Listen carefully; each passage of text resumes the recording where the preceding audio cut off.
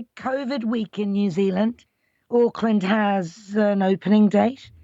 Vaccine passes are being issued. We'll get booster shots soon. The virus is spreading inexorably, it seems, down the North Island into the South Island. And we're making plans for the holiday season. Hard to know whether to be glad or sad. And there are so many variables that we cannot see the future by comparing ourselves with other countries. New South Wales case numbers have fallen since the state reopened last month. Singapore's numbers have rocketed despite high vaccinations. And in the UK, 44,000 plus new cases yesterday, 157 deaths. While in Europe, Germany and Austria have reintroduced restrictions. In fact, Austria is going into a full lockdown. Dr. Chris Smith, epidemiologist, joins me now. Hi, Chris. Welcome back. Hello, Kim. Virologist, actually. Epidemiologists are much brighter than I am, so I'm just the virus guy. That's all right. I'll let you. Yeah, and so much easier to say. Yeah, indeed, I'm very and spell. well, thank you. What on earth is happening in Europe? Why are these waves coming? Well, I think what's going on is that where we saw back in the summer the UK seeing a huge surge in cases, because it did, and that was centred around what we were dubbing Freedom Day, as we progressively released restrictions and came out of lockdown, and people began to meet more, do more, go out more, associate, socialise more. They transmitted the virus more, but what it did so was under the moderating influence of summer. And that meant people did those things outdoors, and that had the effect of doing natural social distancing. It slowed down the rate of transmission. So we saw the same sort of area under the curve, and we're still seeing that. But these other countries have only opened things up like we did more recently, and they've opened up in the face of winter. And that means that people aren't doing this under the moderating influence of natural social distancing out under the sun. They're doing it indoors, and as a result they're seeing probably more transmissions for that reason. That's part of the equation. The other part of the equation is they're seeing a lot of outbreaks and cases among very young people. Although Europe did have a policy of vaccinating children, they started at age 11 and up, as did many countries, as did the UK. We were actually quite late to that party. But what we saw in the UK was, with the opening up, a shift down into younger people. 5 to 11-year-olds began to account for a significant number of cases. That's now fueling a lot of these cases on the continent as well. So the combined influence of all of these things, lower vaccination rates in general, opening up things in the face of winter, facilitating transmission, is leading to high levels of cases in some countries with the reimposition of restrictions. What about the issue of the waning power of the vaccination then? Well, that's superimposed on top, because what we are seeing and have learned since the beginning of the year when we began to roll out these vaccines is that the protection they confer initially is very, very good. And people are protected from both catching the infection but also succumbing to severe disease. But with time, while the majority of people do retain that protection against severe disease, more than 95% protection against severe disease, the number of people who are protected against infection actually does decline, and it declines to maybe half. Now, that's because there seem to be sort of two thresholds of antibody levels that are needed to protect you. There's a higher threshold where if you're above that, you just don't get infected. And this is because you make enough antibody to protect your nose and throat, a mucosal resistance, as it were, plus protection of the lungs. So you just don't succumb to infection. But because coronaviruses and the vaccines against them don't produce long-term immunity, with time, there is a dwindling of the immune response, and you fall below that threshold where you can get infected, but you hopefully remain above the threshold where you are still protected from severe disease. And where the boosters come in is that some people, after a period of time, begin to slip below that second threshold of being protected against severe disease, and that's where the booster is intended to push people back up, hopefully above that threshold, and ideally above the upper threshold so they don't actually get infected. And that has a very powerful moderating effect as well, because it robs the virus of potential victims to infect. I see the booster jabs are going to be added to England's vaccine pass for overseas travel purposes, which is interesting. After the booster or the third jab, Are we looking at further boosters? I mean, where will it end, the booster business? Well, let's explain the semantics around the third jab, because it isn't actually a booster. Because there is this rather difficult definition difference here. We've got some people getting their third dose and some people getting boosters. Why is the distinction? Well, we realised earlier in the year that, in fact, some people, particularly those who are immunosuppressed or have some kind of immunocompromising illness, don't make a very good response to just 2 doses of the vaccine. So actually they need a third dose to push themselves up to the equivalent level of protection, for the most part, that most people who get 2 jabs would have. The booster is what's being given to people who've completed their vaccine course, whether that's 2 doses or 3 doses in this instance, and that confers upon them a reminder how to respond to coronavirus and pushes them back up to where they would have been after their second dose. So actually the third dose and the booster are not quite the same thing, and that's why they've created that slightly confusing distinction. But what we don't know is, what does the long-term future hold? No one has a crystal ball. Does 1 dose of booster do enough? Will the virus make some kind of handbrake turn and change dramatically, necessitating an update of the vaccines? Will we continue in this relentless cycle of having to boost people, wait for the immunity to wane away, boost them again? Or will the virus just retreat after this season? And also superimposed on that, do older people need more boosting than younger people? You've taken all the questions out of my mouth, Chris, but I haven't got the answers. Have you? We don't know, and that's the key thing, and that's what people are learning this summer and this winter. They'll be watching the trajectory of this. They'll be watching what happens. We learned, didn't we, over this year, what happens when you vaccinate elderly people versus younger people. We see that all people lose their immunity to coronavirus, but the older people do it faster, which is why they were front of the queue in most countries for boosters. But will they need a reminder for their immune system come, say, next UK spring?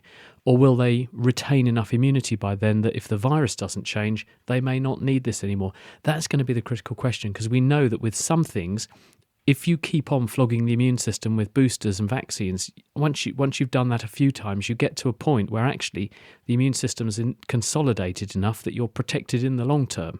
So that will be the key question that they'll be looking to explore as we go forward.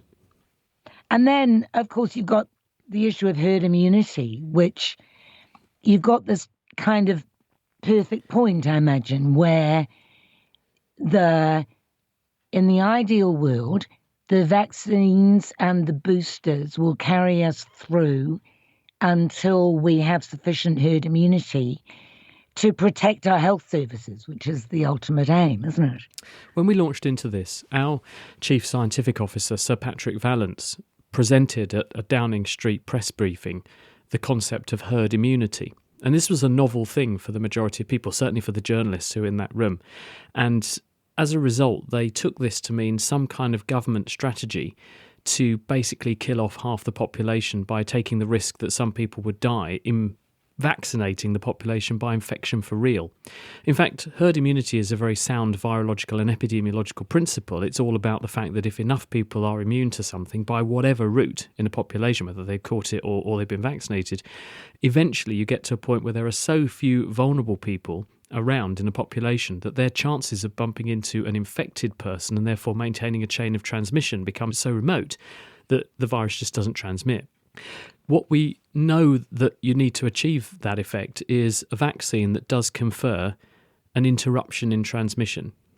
What we had hoped with these coronavirus vaccines is that they would interrupt transmission, and indeed they do initially, but they're not perfect. They are effectively a bit leaky, and as time goes on they become more leaky. People can become infected, although not severely unwell.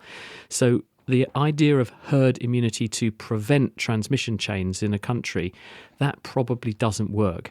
Herd immunity to stop people becoming severely unwell, that definitely does work, and that is a potential concept. But really what that requires is that we vaccinate pretty much everybody to make sure, especially those people who are very highly susceptible, are well protected. So even if they do run into the virus, they don't succumb to it. There is considerable controversy in this country about vaccine mandates. And the argument put by a lot of people is that if we can still transmit the Delta virus after being vaccinated, does that not pose a danger in relying on vaccination? Can you tell us what is the reduced risk of transmission after vaccination? Or is that a moving target because of the waning efficacy of it? And the fact that it has age-specific effects and age-specific Yeah. lifetime. So, yes, this is why some countries, England included, have not gone down the route of vaccine passports. Because what does that really mean? And as you alluded to earlier, when we're adding booster jabs now to vaccine passports, what does that mean for people that haven't had a booster yet, or a third dose if they're immunocompromised? This is all a bit murky, and we just don't know, is the answer to this. At best, in my view, these sorts of vaccine passport approaches really act as a stimulus to get vaccinated. And the people actually who really get stimulated the best are the youngest ones, because what we've seen in the UK is that uptake was extraordinarily high among older people who were the most vulnerable. It was 96% among some age groups. Among younger people, we had maybe a 30% failure of uptake until fairly recently. It's gone up a bit more since then. But younger people were less inclined to get vaccinated. Why? Because the government had basically spent the last year telling them, well, you're at very low risk from coronavirus, which is why you can go off to school with impunity. But it's kind of backfired, because when you then want them to get vaccinated, they're saying, well, you told me I had a high likelihood of being hit by lightning or run over by my school bus than having a fatal run-in with coronavirus. So I don't think I actually need to get vaccinated. And so then this whole idea of, well, let's bring in some kind of pass that actually says, well, if you don't have this, you don't get into this venue or that venue. And that has translated into an uptake in an uptick in uptake in some places.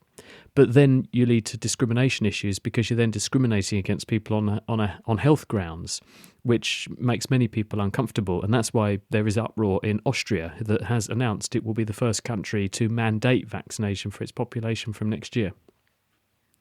So let me get this straight.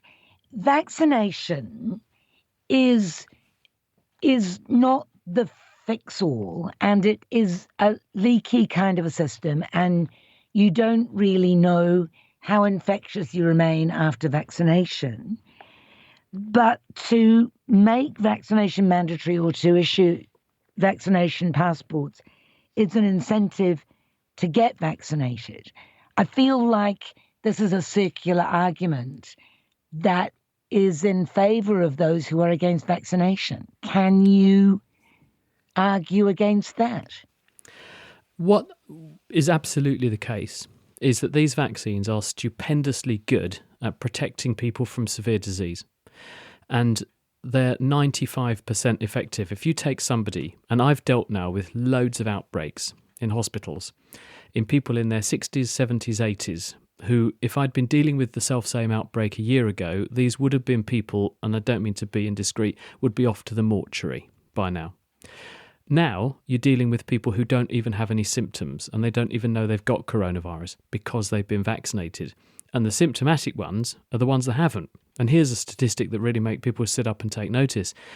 Our current statistic for the UK is that about a half to 2/3 of the patients in intensive care with severe coronavirus illness in Britain at the moment are unvaccinated. And they make up less than 10% of the population. So in other words, it's very, very effective at stopping you ending up in hospital. And for that reason, absolutely everybody should get one, because everyone has a chance, whether it's a big one or a small one, everyone's got a chance of ending up severely unwell. I saw a kiddie in paediatric intensive care with very bad coronavirus infection today. So it can affect young kids as well, and you can stop that with vaccination. But what we can't do is to make a case that, well, this will definitely arrest transmission. What it will do is slow down transmission through a population. It will slow it right down very soon after you've been vaccinated, and slow it down less a long time down the track when people have been vaccinated, because it's a bit leaky. But if you've got something that moderates the rate of infectious spread, it's really good at stopping you getting big spikes in the population that could end up overwhelming healthcare services. So either way, it's a really good thing to get vaccinated, but you just have to manage the expectations about what we can achieve with the vaccine. We cannot eradicate this disease. So we have to plan for it to be there indefinitely, at least in the foreseeable future, make plans that factor that in, but bear in mind we can get our confidence back. We can get back on our bike because we can keep people out of hospital who would previously be at severe risk if they caught this. Do the COVID vaccinations wane more quickly than other vaccinations? Some vaccinations last forever, really. Why is this so apparently fragile? Well, think about the flu as well. I mean, we're pretty comfortable with the idea that particularly in certain age groups and in certain groups who have certain underlying disorders, we get a flu jab every year, or we get but a I've always meningitis jab. thought, I've always thought wrongly, as it turns out possibly, that the flu jab lasted a year until you got the next one. But maybe the flu jab wears off in how long? It does. And the flu jab that we give people is very good at provoking the production of antibodies. Those antibodies are very good at protecting you about 60-70% of the time against that season's suite of flu viruses. But then two effects kick in. One is that you lose antibodies because the same thing happens with these flu vaccines as happens with your coronavirus vaccines, and with natural infection, actually, you get a decline in the antibody levels if you don't stimulate the immune system. And the other is that the flu is a moving target. Now, the flu is a more agile moving target than coronavirus. Coronavirus evolves a bit more slowly.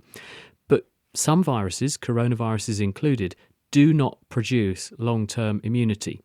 The coronaviruses that naturally infect humans that we've been dealing with for decades before COVID came along, those produce immunity that lasts months to years. So maybe 3 or 4 years worth of immunity after a dose of coronavirus, then you've lost your immunity and your susceptibility returns. So unsurprisingly, when we vaccinate people, we see a similar effect, strong initial protection, but we have this expectation that it's going to slip away with time. And if we want to keep people out of hospital, we have to boost them. So we're focusing our booster efforts on the most vulnerable, the oldest people. The Spanish flu seemed to run its course and burn itself out. This is a question from a listener as well. Will COVID not do that too? You said, no, we're never going to get rid of it. We got rid of the Spanish flu. Why can't we get rid of COVID? Well, we didn't actually. And Spanish flu was H1N1, and it continues to circulate, really. We've still got H1N1 strains circulating. What it did was to get to everybody very, very quickly, because it was a brand new virus that no one had ever seen before. Therefore, no one had an immunity. So it spread really efficiently, really fast to everybody because everyone was susceptible. It produced a ferocious rate of infection, spread very fast, and left in its wake a population that was, let's face it, either dead or better and immune. So what viruses do is effectively, like a bushfire, burn themselves out of fuel. And that means they then retreat into much smaller fires that continue to smoulder at the margins, but they don't produce this enormous conflagration. And this is the same, where we will see a big susceptible population, the human race, catching this virus. They become immune, they leave in their wake casualties or people who've recovered and are immune, robbing the virus of people to infect, so it then slows right down in its trajectory, retreats into the background and just smoulders. And what will happen is that this will join the ranks of the other 4 coronaviruses that cause common colds and produce similar common colds in years to come. But because we'll have been meeting this virus throughout our lives, starting when we're little, by the time we're 80, we'll have met it so many times that it won't bother us. But at the moment, because people in their 80s and 70s are meeting this thing for the first time and they're already a bit vulnerable, they obviously get a more dramatic immune response and they have a much more severe run-in with it. Is there a country, Chris, that you think has been outstanding in its treatment of COVID? Every country has done things well and done things less well. Everyone holds up as a shining light some of the Eastern Asian countries, citing the fact that they've had run-ins with these sorts of things before and know how to deal with them. But at the same time, those countries have different demographies, they have different human rights records, they have different ways of dealing with these sorts of things, which means one has to be very cautious about making apples with apples and apples with oranges comparisons, which is what we're sort of doing with COVID. The Belgian health minister, Maggie de Blok, as she was then, she's no longer health minister, but she actually said right at the beginning of all of this, no one across Europe counts COVID the same. And the point she was making is that we have to be very cautious about comparing between countries because every country is different. It has different population densities, different population makeup, how people get to work, where they work, how they live, etc. And therefore, what works in one place may not work so well in others. If you had a totalitarian state that didn't really care about human rights and was just going to take people off to prison if they said, well, I'm not getting vaccinated, you say, right, prison for you. Yes, you could probably control this sort of thing very, very well. But would people say they'd like to live in that country? Possibly not. Possibly not. Somebody has asked why some vaccines last a lifetime, which is a very good question. I asked the other way around, but why do some vaccines not wear out? Yep. Well, the answer is that many of the vaccines that confer very long-term protection are live vaccines. Measles, mumps, rubella, the MMR, is very effective as a lifelong vaccine because when you inject that into people, the viruses that are introduced into the body are weakened forms of the real virus, and they grow, they show the immune system the full hand that the virus can play, and they therefore produce a very good, robust, both cellular response and antibody response to the infection. And it just so happens that those viruses then confer on you long-term protection, as does natural infection with those viruses. But some viruses, which have a different approach to spreading and transmitting in populations, have evolved to subvert the immune system. Coronavirus is among them. And when they infect you, they actually throw a spanner in the immune works, stopping your immune system making and consolidating the same kind of response that some of these other viruses do. So as a result, you don't make as profound a response as you otherwise could, and that's why you return to vulnerability. Somebody says cholera vaccine only lasts 6 months. Is that right? Well, cholera is a bacterium. Vibrio cholerae is a little lancet-shaped bacterium. And when we vaccinate people against some infectious diseases, we don't go for the bacterium or the organism itself. We go for the thing that it makes that's bad. The reason cholera is bad is because it makes a toxin. When it gets into your body, it produces a chemical that basically crowbars open a signalling system on the wall of your intestine, leading to massive secretion of intestinal juices and fluid into your intestines, which is why you get this profuse diarrhea. One way you can stop that thing having that awful effect is to make the body make antibodies so that when the bug produces the toxin, it just gets soaked up straight away. It's like having a giant sponge in your intestines, so it can't actually make you unwell. So whooping cough, we do the same thing.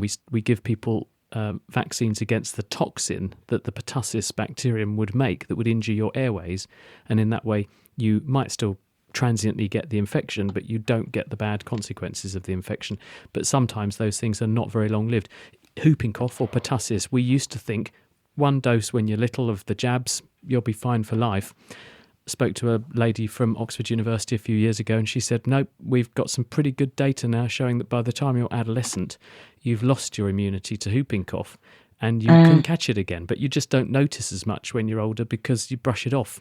But we had, I'm embarrassed to say, in our virology department a few years ago, we had a little outbreak of whooping cough among the senior staff who were just sitting there coughing away in their offices, spreading whooping cough. And they all didn't realise what it was because they all thought they'd been vaccinated against it. So there you are heading into winter. Well, you're in winter already, of course, and we're heading into summer. So things are looking grim for you guys and possibly not so grim for us. What do you think? Well, virologists and scientists here are actually pretty bullish about Christmas because we think that because the UK opened up in the summertime, which is sort of what New Zealand is doing, and had that moderating influence of the good weather, good ventilation, natural social distancing, people being outside, and it tempered the spread of the infection through the population. Because as one virologist put it to me this week when I was talking to him, he said, look, you've got to face it. Everybody is going to have their day with this virus at some point. And the only question is, do you want to face that day with your immune system prepared and ready or with it ill-equipped? Because that will make a very big difference to your outcome. But one way or another, it's going to happen. So actually, by us doing what we did in the summer, many people are saying, now we go into winter, because we've robbed the virus of potential victims, and we have also reinforced our infection immunity through booster programs. 14 million people have been boosted now in record time, most of them the most vulnerable, but now they've brought the age right down to 40 and up, and 16 and 17-year-olds are getting a second dose just starting from this week. it means that actually many are now modelling and predicting that the virus is going to retreat more by the time that Christmas comes, and we may see half as many people getting unwell each day as we're seeing at the moment by then. So people in the UK are quite bullish and optimistic at the moment. We think that Europe is sort of catching up with where we were, but this is no grounds for complacency. We're just going to have to watch and hope for the best. I will not wish you happy Christmas yet, because I'm sure we'll speak again before then, but I hope thank you. so. That's all right. Nice to talk to you, Kim. Nice to talk to you, Dr. Chris Smith.